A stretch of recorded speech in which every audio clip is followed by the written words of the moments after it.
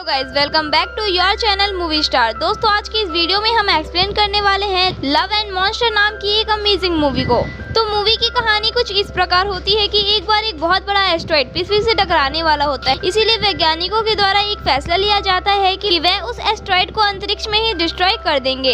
इसीलिए वैज्ञानिकों के द्वारा सारे के सारे मिसाइल को एस्टेरॉइड के ऊपर छोड़ दिया जाता है, जिससे वह एस्टेरॉइड तो डिस्ट्रॉय हो जाता है, लेकिन उस चीज से निकलने वाली चीज धरती पर मौजूद सभी छोटे छोटे जीवों को एक जायंट मॉन्स्टर में बदल देती है। और फिर सभी जायंट मॉन्स्टर इंसानों के ऊपर हमला कर इंसानों को खाने लगते हैं।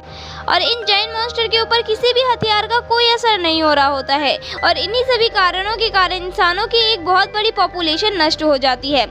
और अब जितने भी थोड़े से इंसान बचे होते हैं वे जमीन के अंदर छुपक कर रह रहे होते हैं। तो कहानी की स्टार्टिंग होती है और हमें एक लड़का दिखाया जाता है जिसका नाम जॉयल होता है, जो एक ऐसे कॉलोनी में रहता था जहां पर कुछ लोग रहते थे, लेकिन ये सभी लोग कपल में बदल गए थे। उस आघात की घटना को 7 साल हो चुके थे, जिसके बाद सारे लोग एक ऐसे कॉलोनी में रहते थे जिन्होंने बाहर की दुनिया नहीं देखी थी। जॉयल अपने कॉलोनी के बारे में बताता है कि कैसे उन लोगों के पास खाने पीने की चीजें हैं और वे थोड़ी सी रोशनी में पेड़ पौधे उगाते हैं और उनके पास एक गाय भी है। यहाँ पर जो लोग साथ में रहते थे वे आपस में रिलेशनशिप बना लिए थे। उनमें से एक का बच्चा भी हो गया था, लेकिन इस कॉलोनी में जॉयल अकेला था, जहाँ वे किसी से अपनी बातें शेयर नहीं कर सकता था। जॉयल डरपोक और सीधा लड़का था जिसे कोई भी वेपन अच्छी तरीके से इस्तेमाल करना नहीं आता था, इसीलिए वह अपनी सभी लोगों से पीछे रहता था। एक दिन इस कॉलोनी में एक बड़े जानवर के आने के संकेत मिल रहे थे। सभी लोग तैयार थे उस जानवर पर हमला करने के लिए। कुछ लोग कॉलोनी का दरवाजा बंद करने के लिए आगे बढ़ते हैं, लेकिन वह लोग जो टीवी देख रहे थे वे देखते हैं कि जॉइंट एनिमल उसके दोस्तों को मार रहा है। इसीलिए जॉयल वहां आगे बढ़ता है अपने दोस्तों को बचाने के लिए।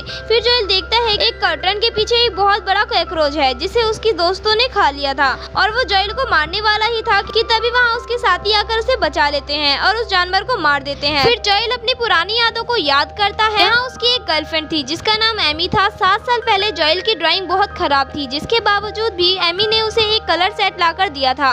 ये वही दिन था जिस दिन सारी मिसाइल लॉन्च होनी थी, इसीलिए जॉयल और एमी को अपने घर जाना पड़ता है। जॉयल को रेडियो का इस्तेमाल करना आता था, इसलिए वह हर दिन रेडियो का इस्तेमाल करके स्टेशन पर कॉल करता था और एमी नाम की लड़की के बारे में पूछता था। एक दिन उसका स्टेशन पर कॉल लग जाता है और वह एमी से बात करता है, जहाँ पर वह कहती है कि मुझे तुम्हारी आवाज सुनकर बहुत खुशी हुई, तुम जिंदा हो इस बात की मुझे बहुत खुशी है। फिर जॉयल को भी इस बात का पता चल जाता है कि एमी जिंदा है और वह काफी दूर रह रही है। फिर एमी कहती है कि हम यहाँ से जल्द ही जाने वाले हैं, कोई रेस्क्यू टीम आई है हमें छुड़ाने के लिए, जिसके बाद हम यहाँ से निकल जाएंगे। फिर बात होते होते ही रेडियो कनेक्शन टूट जाता है और जॉयल फिर अपनी पुरानी यादों को याद करता है, जहाँ पर वह देखता है कि हर जगह से लोग निकल कर जा रहे हैं। वह अपनी फैमिली के साथ एमी को गुड बाय करता है और कहता है कि मैं तुम्हें ढूंढ लूंगा। जॉयल इस जगह में अकेला रहकर परेशान हो चुका था। फिर वह फैसला कर चुका था कि मैं यहाँ से निकल जाऊंगा और एमी को ढूंढने जाऊंगा। कॉलोनी के सभी लोग उसे मना करते हैं कि तुम इतनी दूर अकेले नहीं जा पाओगे और आधे रास्ते में ही मारे जाओगे। फिर जॉयल कहता है कि मरने से तो अच्छा यही है कि एक बार बाहर जाकर देखा जाए। फिर जॉयल कुछ वेपन, साथ में खाना और मैप लेकर सभी को गुड बाय कहकर वहाँ से निकल जाता है। जॉयल को बुक लिखने का शौक था और ड्राइंग करने का भी, इसी कारण वह हर चीज को अपनी बुक में लिखता था। जहाँ उसे एक घर और बाहर एक पाउंड मिलता है, जिसके बाद जॉयल को पानी में एक बहुत बड़ा जॉइंट फ्रॉग मिलता है,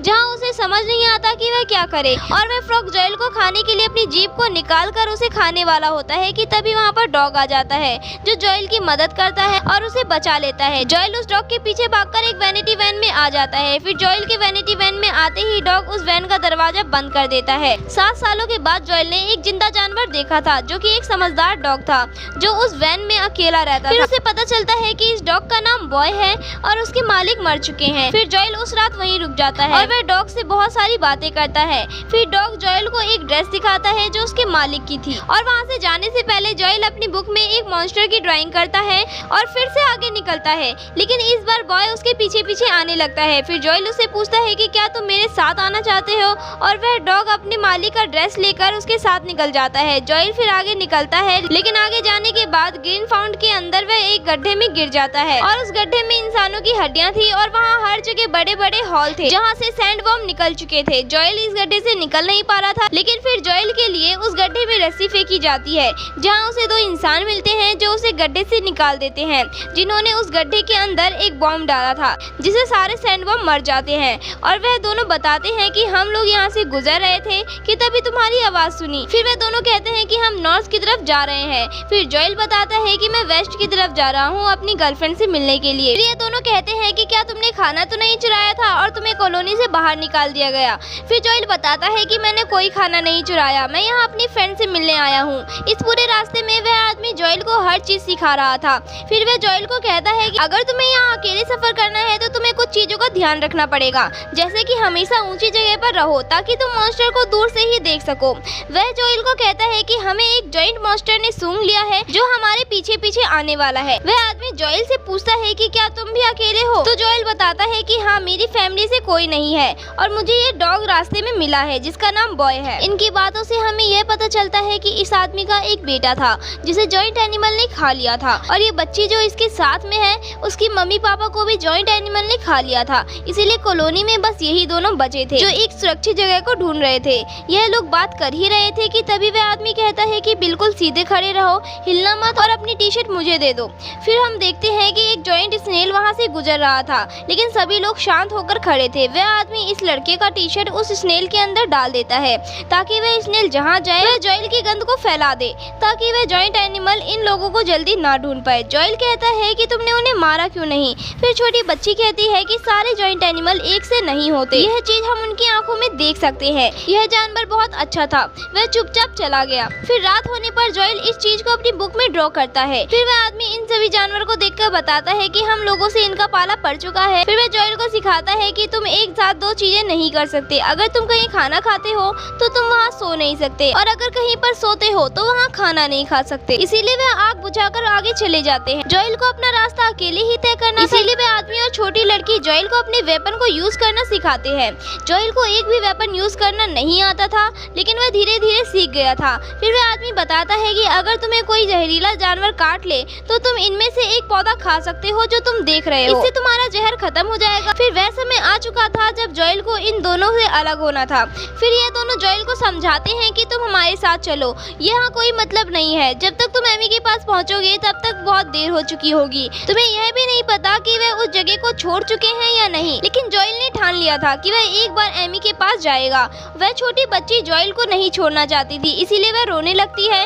फिर वह दोनों आगे चले जाते हैं, लेकिन बॉयल यहाँ जॉयल को छोड़कर नहीं जाता और वह उसके साथ में ही रहता है। जॉयल अपना रास्ता आगे की तरफ तय करता है, जहाँ बॉय डर जाता है और वह एक बड़े से डक के पीछे छुप जाता है। जॉयल को कुछ आवाज आती है और वह बॉय को कहता है कि हमें यहाँ से जाना होगा, बॉय जल्दी बाहर निकलो। और इतनी ही देर के अंदर एक जॉइंट एनिमल जमीन के अंदर से निकलकर जॉयल को बहुत दूर फेंक देता है। फिर जॉयल को एक पुरानी याद आती है कि कैसे उसके मम्मी पापा उसे कार से निकलने के लिए कहते हैं कि तुम कार से बाहर निकलो, और तभी उसके मम्मी पापा मारे जाते हैं। लेकिन जॉयल बॉय को खोना नहीं चाहता था, इसीलिए वह अपना वेपन यूज करता है और उस जानवर को मार देता है, जिससे वह बॉय की जान बचा लेता है। फिर रात होने पर उसे पता था कि वह एक जगह पर सो नहीं सकता या खा नहीं सकता। फिर वह आगे निकलता है और एक घर के अंदर उसे एक साइबोक मिलता है। साइबोक का मतलब एक ऐसा रोबोट जो इंसान की तरह बातें करता है और इंसान की तरह दिमाग रखता है और उसके अंदर इंसान की तरह फीलिंग होती है। उस साइबोक के अंदर कुछ इलेक्ट्रिसिटी बाकी थी, इसीलिए वह जैसे ही इंसान को देखता है वह खुश हो जाता है। और इस साइबोक का नाम मीबियस था। जहाँ जॉयल मीबियस से मिलकर बहुत खुश था। मीबियस पूछती है कि मैं तुम्हारी कैसे मदद कर सकती हूँ। फिर जॉयल कहता है कि मुझे तुम्हारी थोड़ी सी इलेक्ट्रिसिटी की जरूरत है ताकि मैं रेडियो चालू कर सकूं। रेडियो चालू होने के बाद में जॉयल फिर से एमी से बात करता है। तब एमी खुश होती है कि पिछले 7 दिनों से वह अर्थ के सरफेस पे है, यानी बाहर घूम रहा है, फिर भी वह जिंदा है और उससे मिलने के लिए आने वाला है। लेकिन फिर साइबोक की बैटरी खत्म हो जाती है और इसीलिए रेडियो कट जाता है। मेबी जॉयल को कहती है कि मैंने काफी सालों से बाहर की दुनिया नहीं देखी, क्या तुम मुझे बाहर लेकर जा सकते हो? फिर जॉयल मेबीज को बाहर एक सोफे पर लेके जाता है। फिर वे देखते हैं कि आसमान में कैसे बहुत सारे जेलीफिश निकल रहे हैं। फिर मेबीज जॉयल को कहती है तुम बताओ कि तुमने आखिरी चीज क्या देखी थी। फिर जॉयल को यही याद आ रहा था कि कैसे उसके मम्मी पापा मर चुके थे और कुछ लोग उन्हें लेके जा रहे थे जिसके साथ वह अभी तक रह रहा था। जॉयल यहाँ पर जैसे ही मेविस को अपनी मॉम का नाम और बर्थ डेट बताता है तो मेविस उसकी फोटो निकाल लेती है, जिसे देखकर जॉयल बहुत इमोशनल हो जाता है क्योंकि इतने सालों बाद उसने अपनी माँ भाई बहन की फोटो देखी थी। मेविस यहाँ जॉयल को गाना गा के सुनाती है, लेकिन फिर मेविस बंद हो जाती है क्योंकि उसकी बैटरी खत्म हो जाती है। अगले दिन जॉयल फिर से अपना रास्ता तय करने के लिए निकल जाता है, जहाँ पर बॉय को कुछ डाउट लग रहा था। जो दो लोग जॉयल के साथ थे वे जॉयल को पहले ही बता देते हैं कि अगर कहीं भी तुम्हें रानी मक्खी मिल जाए तो उससे बचकर रहना क्योंकि वह तुम्हारा पीछा कभी नहीं छोड़ेगी। और जॉयल को पता चल जाता है वह एक जॉइंट रानी मक्खी है और वह बॉय को लेकर एक पेड़ के पीछे छिप जाता है। बॉय आवाज ना करे इसीलिए जॉयल उसका मुंह बंद कर देता है। बॉय देखता है कि उसके मालिक का ड्रेस पानी में चला जाता है, इसीलिए वह उसे लेने के लिए पानी में चला जाता है। इसकी आहट के कारण वहाँ पर वही जॉइंट मॉन्स्टर आ रहा होता है, इसीलिए जॉयल भागते हुए जाता है और बॉम्ब को उठाकर उस जॉइंट मॉन्स्टर के मुंह में फेंक देता है। इस कारण वह मॉन्स्टर खत्म हो जाता है और जॉयल भी पानी में गिर जाता है। और जब वह पानी से बाहर आता है तो उसके शरीर में बहुत सारे जहरीले कीड़े लग जाते हैं, जिस कारण उसे चक्कर आने लगता है। लेकिन उसे यह सीख याद थी, यदि कोई जहरीला जीव उसको काट ले तो आप पत्ते को खा सकते हैं, इसीलिए वह उस पत्ते को खा लेता है, जिस कारण उसकी जान बच जाती है। और आखिर में जॉयल भी वहां पहुंच जाता है जहां वह जाना चाहता था और उसकी आंखों के सामने ही एमी होती है, जिसे देख वह बहुत खुश होता है। जहां एमी उसे बताती है कि वह बहुत खराब समय में आया है क्योंकि अब उन्हें रेस्क्यू करने के लिए कुछ लोग एक बड़ी शिप को लेकर आए हैं और जल्दी ही वैसे वहां से चले जाएंगे। फिर जॉयल उनकी कॉलोनी में जाता है जहां पर उसे 4 लोग मिलते हैं जो सभी लोगों का एंटरटेनमेंट कर रहे होते हैं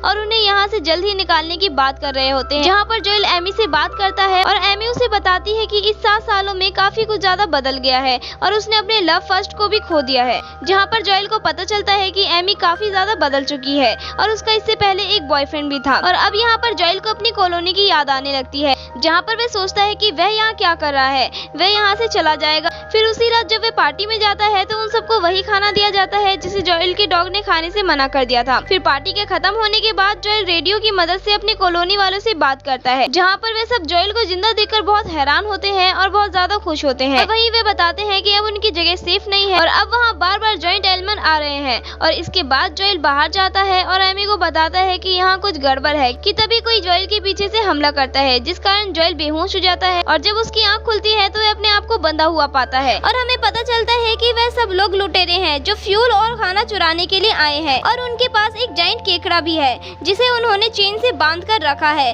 और इस आदमी के पास एक रिमोट है जिसकी मदद से वह केकड़े को बिजली का झटका देते हैं। सब चोर लोग उस कॉलोनी में उस केकड़े को छोड़ देते हैं पर जॉयल और एमी हाथ छुटाकर उसे लड़ने लगते हैं और जॉयल उस केकड़े से काफी समय तक लड़ता है। जहाँ पर जॉयल उसकी आंखों में देखता है तो उसे पता चलता है कि यह केकड़ा किसी को कोई हानि नहीं पहुँचाता। ये जो भी कर रहा है वह इस चेन के कारण कर रहा है, इसीलिए जॉयल उस चेन को तोड़ देता है। जहाँ पर वह केकड़ा चुपचाप वहाँ से चला जाता है और उसी शिप में हमला कर देता है जिस शिप में वे सब चोर होते हैं और उन सभी विलेन को मारकर खा जाता है। और इस घटना के बाद वहाँ मौजूद लोग जॉयल का शुक्रिया करते हैं, जहाँ जॉयल उन सभी को वहाँ छोड़कर वापस अपने लोगों के पास चला जाता है, जहाँ वह एमी को अपना नोटबुक देता है जिसमें उसने अपनी जर्नी लिखी थी।